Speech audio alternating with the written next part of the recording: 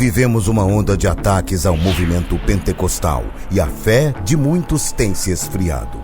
É chegada a hora de clamarmos por um avivamento para nosso tempo.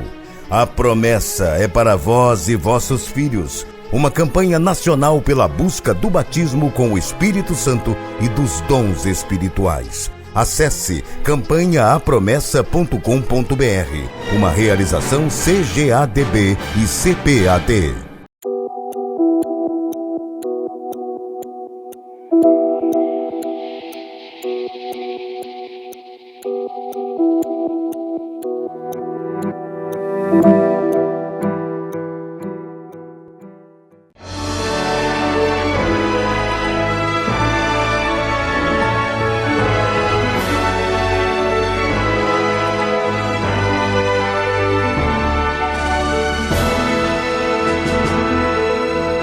Subsídios.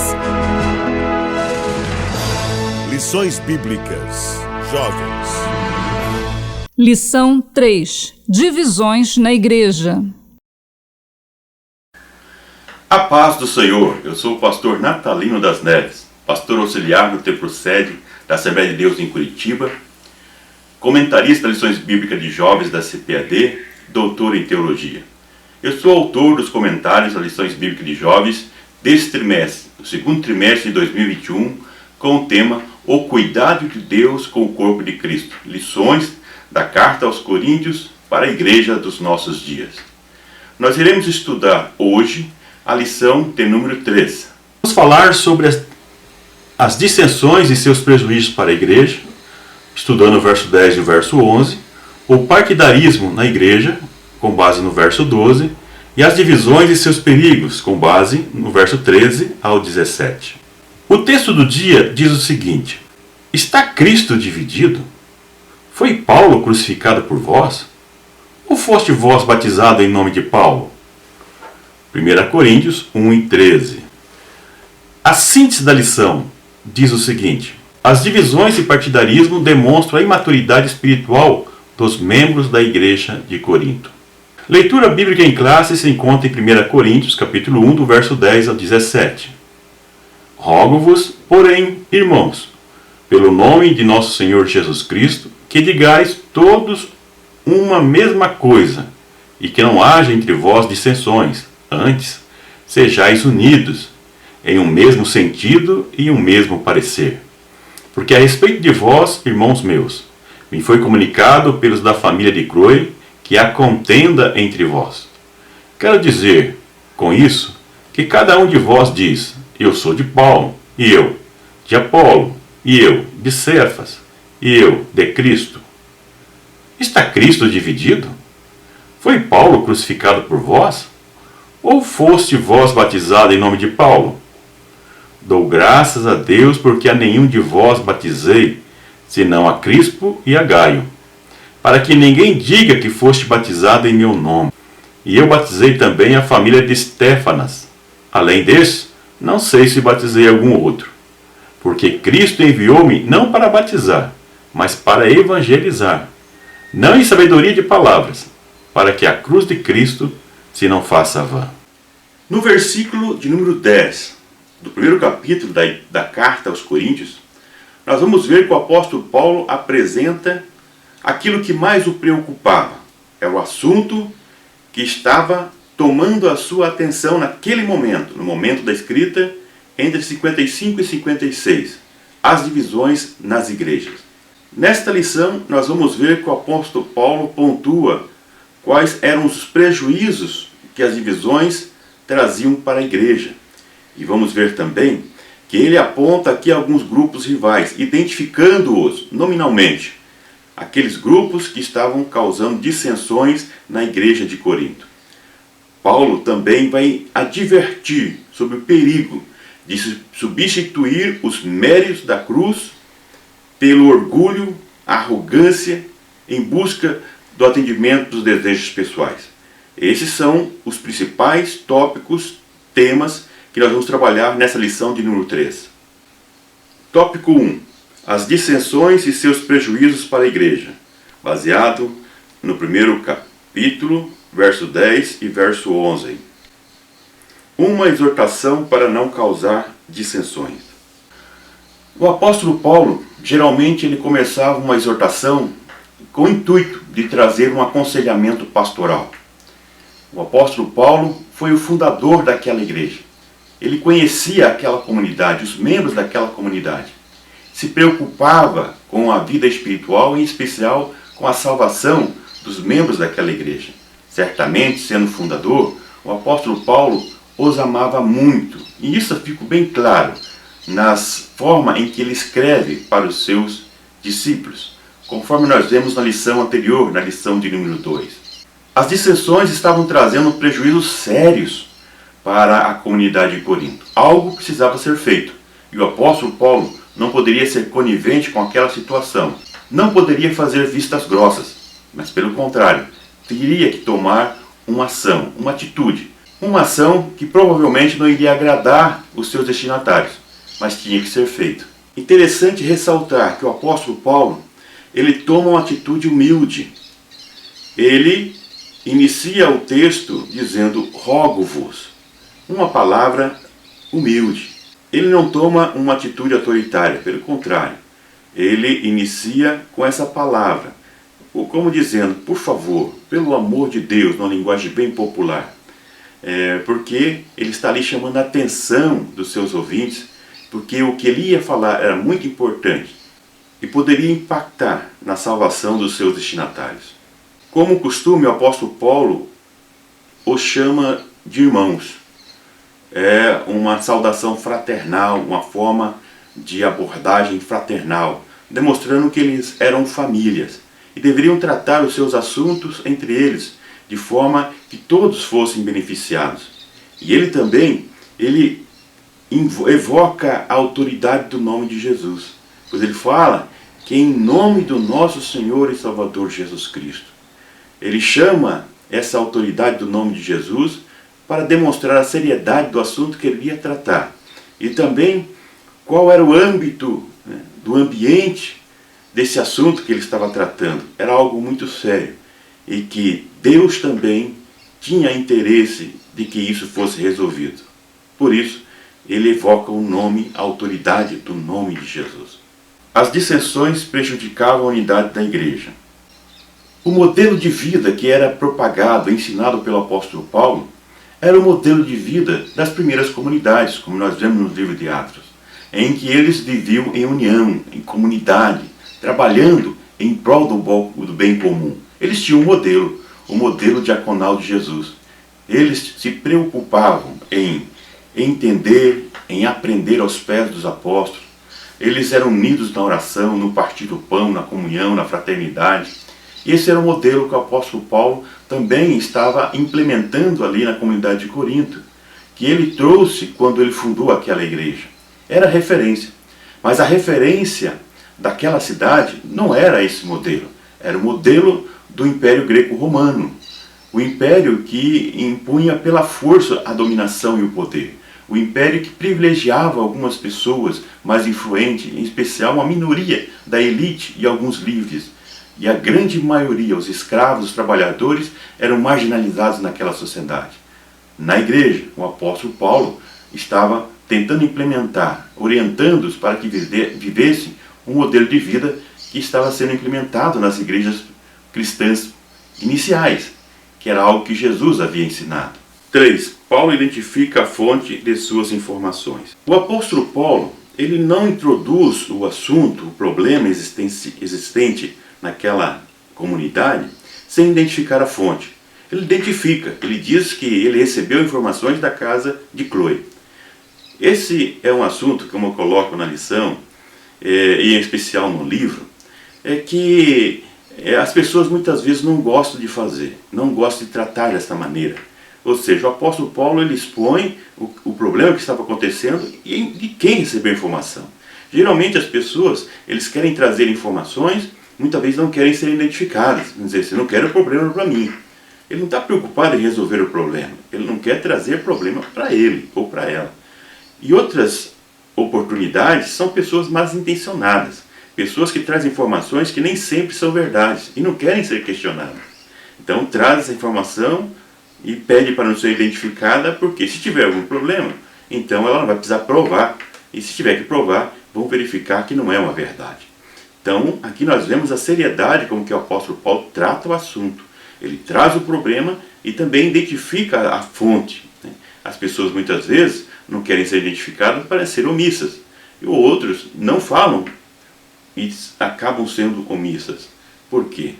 Porque na realidade eles estão fazendo vistas grossas, mas o apóstolo Paulo sabia da seriedade que aquele assunto e o prejuízo que aquele assunto, aquele comportamento estava trazendo para a igreja, que eram as dissensões e os partidarismos. Então ele trata e identifica a fonte. As informações que ele recebe são impactantes, são preocupantes, devido ao impacto que trazem para a comunidade. E precisava de uma atitude firme, ele viria agir com firmeza, e é isso que o apóstolo faz.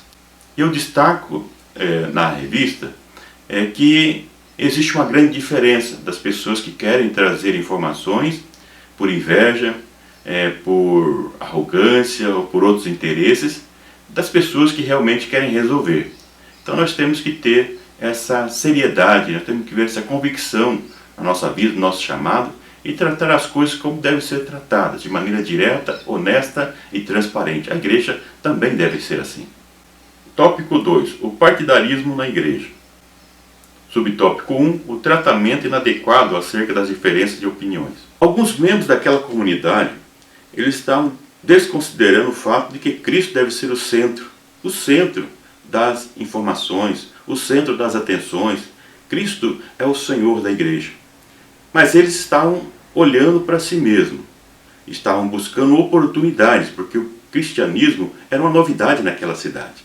E muitos viam no cristianismo uma oportunidade de sobrepor, uma oportunidade de tomar o controle, o poder sobre os demais, que era considerado por eles como inferiores. Eram, mais uma vez, um modelo que era o modelo da sociedade. E a igreja não deve copiar o modelo da sociedade. Ao contrário, a igreja deve ser o modelo para a sociedade. Então nós vemos que surgiam muitas opiniões diferentes e não existia uma centralidade na cruz de Cristo, uma centralidade na verdade do Evangelho, mas cada um queria impor sobre os demais a sua verdade, a sua afirmação como verdadeira, e menosprezando o poder do Evangelho, menosprezando a orientação doutrinária que haviam recebido do apóstolo Paulo. Paulo, ele tentava buscar, como eu já disse anteriormente, o modelo diaconal de Cristo para a igreja de Corinto. Uma referência para a comunidade cristã, uma referência para o cristianismo. Subtópico 2. A formação de grupos rivais. Paulo identifica 4 grupos rivais na igreja de Corinto e chama-os pelos nomes.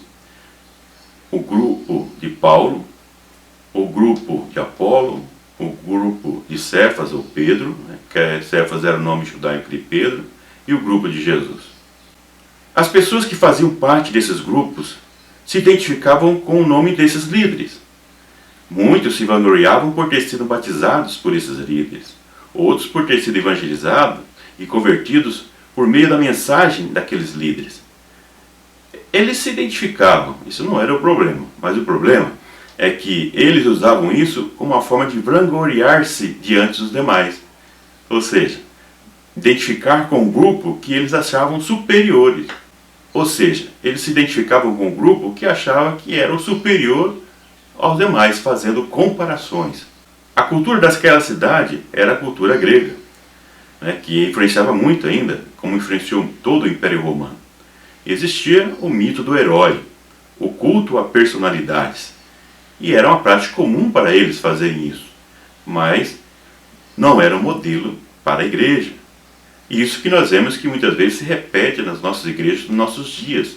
Continuam como a igreja de Corinto, fazendo culto a personalidades, ainda tendo o modelo do mito do herói, do vencedor. Mas o apóstolo Paulo apresenta como vencedor a Cristo, a mensagem de Cristo, a cruz de Cristo. Interessante que o apóstolo Paulo, ele não se alia nem àqueles que se diziam do grupo de Paulo, que usavam o nome dele. Por quê? Ele não incentivava de forma alguma a formação de grupos rivais na igreja. fica claro que os líderes que eles veneravam e adoravam, vamos dizer assim, idolatravam, na realidade não tinham esse comportamento. Eles estavam preocupados com o reino de Deus, eram referências, pessoas comprometidas com o reino de Deus. Então não era uma atitude deles que estava influenciando os liderados, mas os liderados que estavam usando o nome dos seus líderes para tirar vantagem sobre isso também e procurar sobrepor sobre os demais. Paulo não fala diretamente quais eram as características desse grupo, qual era a diferença, mas dá para inferir a partir do contexto em que o grupo do apóstolo Paulo era formado na sua maioria dos primeiros fundadores, os primeiros cristãos que se converteram na igreja de Corinto. Já um grupo de Apolo são aqueles que foram influenciados, que ficaram admirados com a sua forma eloquente de pregar, de ensinar e de contrapor com os judeus em público.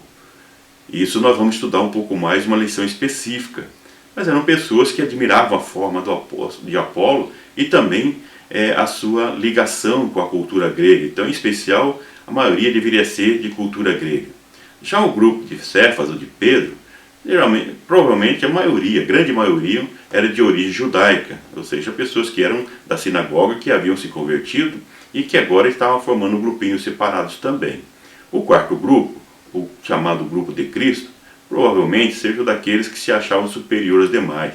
Queria não comparar com ninguém em um ano, mas ao grupo de Jesus. Esse é o grupo santo, separado.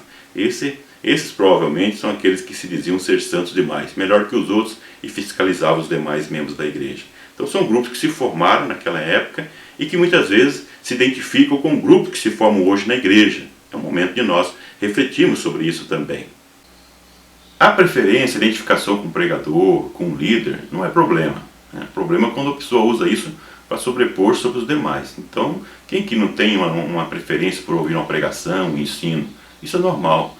O que não pode é a pessoa usar isso para se achar melhor que o outro, por causa das suas preferências. Isso não é o indicado para o cristianismo, não é indicado para aquele que se diz cristão. Tópico 3. As divisões e seus perigos. Primeiro subtópico, o perigo de abafar os méritos da cruz de Cristo. No versículo 13, o apóstolo Paulo identifica a possível causa, ou a principal causa das dissensões e partidarismo. É o que nós já inserimos no subtópico anterior. Ou seja, essa identificação com esses líderes, por causa de algumas características específicas desses líderes, mas idolatrando-os, mas com o objetivo de projeção pessoal, desfazendo assim dos méritos da cruz. Aqui a ênfase principal é que eles estavam colocando a sua identificação com o grupo ou o nome desses líderes na frente do próprio nome de Cristo, do sacrifício de Cristo. É por isso que o apóstolo Paulo, ele diz: por acaso foi Paulo sacrificado por vós? Foi pregado na cruz por vocês? Vocês são batizados em nome de Paulo? E assim por diante, ou seja, em nome de qualquer um dos líderes que eles sentiam como superiores. Não, são batizados em nome de Jesus, são batizados em nome do Pai, do Filho e do Espírito Santo, mas o foco é Jesus. Não, vocês são batizados em nome de Jesus, ou seja, pelo sacrifício de Cristo. Ainda nós vemos que depois é formado a orientação doutrinária do batismo no nome do Pai, do Filho e do Espírito Santo. Ou seja, são batizados em nome do próprio Deus que se entregou para a salvação da humanidade, não daqueles líderes humanos. Então Paulo chama a atenção do perigo de menosprezar o valor da cruz, o valor do sacrifício de Jesus. Esse é um grande perigo. Tem pessoas idolatrando mais os líderes, pregadores, do que o próprio sacrifício de Cristo, dando mais valor a esses pregadores do que a própria mensagem da cruz. É um perigo muito grande. Segundo subtópico, o perigo de ser narcisista. Versos 14 e 16. Aqui nós vemos uma afirmação do apóstolo Paulo que causa estranheza para muitas pessoas, pode ser mal interpretado. Ele diz: dou graças a Deus que não batizei ninguém. Ele fala, ou seja, só batizei a Crispo, a Gaio e a família de Estéfanas. Então, ele está dizendo assim: ainda bem que eu não batizei esse pessoal aí, que está de muita gente, para não querer se vangloriar por isso. Então ele deixa bem claro que se ele batizasse várias pessoas, muitos aí podiam formar um grupo maior de Paulo, se vangloriando de ter sido batizado por ele. Que ignorância! Então o apóstolo Paulo chama atenção para isso. Estavam causando divisões por besteiras, por questões banais. E estavam idolatrando as pessoas, os líderes, mas é bom enfatizar que eles faziam isso também no sentido de tirar vantagem sobre isso, de sobrepor sobre os outros, de se sentir superior aos demais, que era a cultura daquela época, né? Um grupo minoritário, um grupo que era melhor do que os demais, se achavam superiores. Paulo estava pregando a equidade de gênero, a equidade de cor, de raça e assim por diante. Diante de Deus, todos são iguais, é o que Paulo ensina. E eu coloco esse título nesse subtópico devido ao perigo que nós vemos nos nossos dias, na sociedade pós-moderna, de muitas pessoas narcisistas, pessoas que se acham o bambambam, se acham os maiorais, e focam tudo para si. Como pregadores, ensinadores também, quem eu coloco no livro, por exemplo, mais uma vez citando o livro aqui, porque é importante que você adquira o livro, vai te ajudar bastante, porque no livro eu amplio, né, os assuntos que eu coloco na revista. Eu uso a mesma estrutura, mas amplio ali com mais informações. Então nós vemos hoje muitas pessoas dizendo assim: eis aí o grande homem, né, ou a grande mulher, em letra maiúscula, de Deus, em letra minúscula, né? Eu, em vez de dizer assim, eis aí a mulher ou o homem, minúsculo, do grande Deus. Pessoas enfatizando mais para si. Então acaba induzindo as pessoas a seguirem também, que não era o que estava acontecendo em Corinto. Os líderes não estavam fazendo isso. Os liderados que estavam se separando, dividindo por causa dos líderes. Os líderes davam o exemplo. Mas infelizmente, muitos líderes, muitos pregadores, muitas pessoas influentes não estão tendo esse exemplo dos nossos primeiros líderes, dos apóstolos e dos líderes da igreja de Corinto. Mas estão buscando o benefício para si e buscando ter o controle da situação e das pessoas, o que Paulo não visava e não buscava. O apóstolo Paulo amava as pessoas e não estava em busca de recompensas pessoais.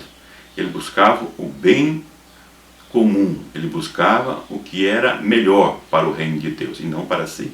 Terceiro subtópico: o perigo de pregar o evangelho por ostentação. A cultura helenística, que era a cultura que prevalecia na cidade de Corinto, Corinto era a cidade helenística, nós já falamos sobre isso, uma cultura grega, uma das principais da época, uma grande metrópole. A cultura era a cultura grega, onde prevalecia a questão da valorização em excesso do conhecimento. Mas era um conhecimento que era direcionado para uma grande minoria, a elite e alguns livres. Então a grande maioria não tinha esse privilégio, não tinha acesso à informação, ao conhecimento. Então automaticamente seriam sempre subjugadas. Então era de cultura isso, e que as pessoas se prevaleciam de ter um conhecimento maior. Inclusive na questão das religiões mistéricas, onde existiam alguns conhecimentos que eram somente para alguns privilegiados, depende do grau que eles exerciam nessas religiões. Ou seja, informações que eram somente para um grupo. No Evangelho, na comunidade cristã é diferente. A informação, a revelação do Deus Criador, do Deus Senhor de todas as coisas, era uma revelação que era acessível a todas as pessoas. Paulo deixa bem claro isso. E a principal mensagem era a mensagem da cruz, que não agradavam a maioria ou uma minoria, né? Um grupo de pessoas que ali estavam, que tentavam se prevalecer da sua situação de superioridade, entre aspas, que eles achavam que já traziam da própria sociedade da cidade. A mensagem da cruz quebrava essas diferenças. A mensagem da cruz ainda quebra essa diferença. É por isso que nós não devemos dar esse foco na nossa igreja nos dias atuais. Tem muitas pessoas nos dias atuais buscando a promoção própria, né, do seu nome, do seu ministério e assim por diante. Briga na própria denominação, briga entre denominações, né, desprezando o valor do Evangelho, desprezando o valor do sacrifício de Cristo, como já citamos anteriormente. O objetivo da mensagem é exaltar o sacrifício de Cristo, é destacar a eficácia do sacrifício de Cristo na cruz. Esse é o foco da mensagem. E o benefício da pregação é a salvação de todo aquele que crê no sacrifício de Cristo. Então, a mensagem é para apontar para Cristo, para o sacrifício de Cristo. E as pessoas que creem e aceitarem esse sacrifício para a sua justificação, eles terão a sua vida transformada. Esse é o objetivo da pregação do Evangelho. Vamos então às considerações finais. O que nós aprendemos hoje? Nesta lição, a lição de número 3, com o título Divisões na Igreja.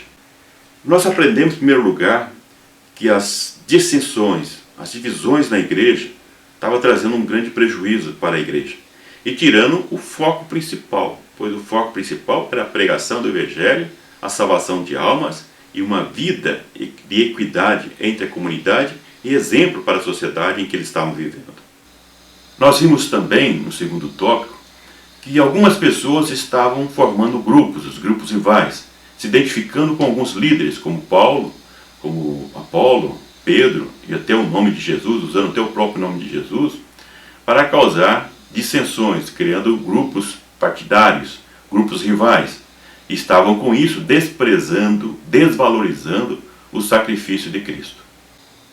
Portanto, esse comportamento dos coríntios demonstrava a imaturidade daquele grupo, um grupo cristão recém-formado, que ainda, por mais que tivessem vários dons, como nós vimos na lição passada, que tivessem várias experiências com Deus, ainda estavam sendo influenciados pela cultura da sociedade, em vez de influenciar a sociedade.